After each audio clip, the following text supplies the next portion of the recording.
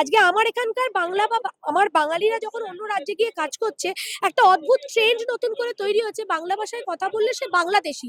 তাহলে যে হিন্দিতে কথা বলে তাহলে তাহলে সে কি? এই প্রশ্নটা তাহলে আমরাও করতে পারি।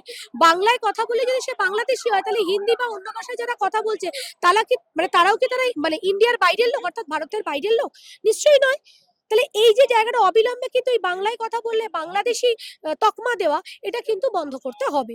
যে পলিটিক্যাল খেলাটা বিজেপি সরাসরি খেলছে, সেই পলিটিক্যাল খেলাটা যাতে উনি না খেলতে পারেন, সেটা উনি তথা বিজেপি যারা না খেলতে পারে, তাই জন্যই বাংলা পক্ষর কিন্তু প্রধান লড়াই।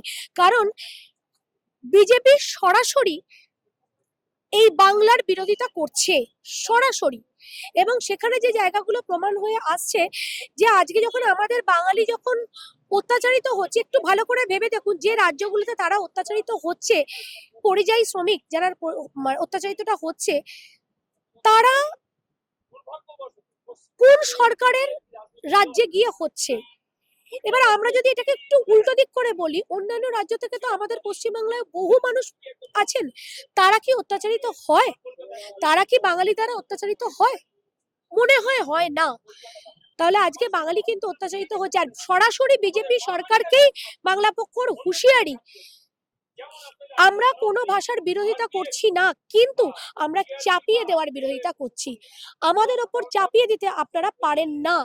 বাংলার মাটিতে বাঙালি প্রধান থাকবে, এবং বাঙালি বাংলাতেই কথা বলবে, এবং বাঙালিকে কোণঠাসা যদি করার চেষ্টা তারা করে থাকে, যে চেষ্টা তারা অলরেডি করে থাকে, সেটা তারা সফল হবে না।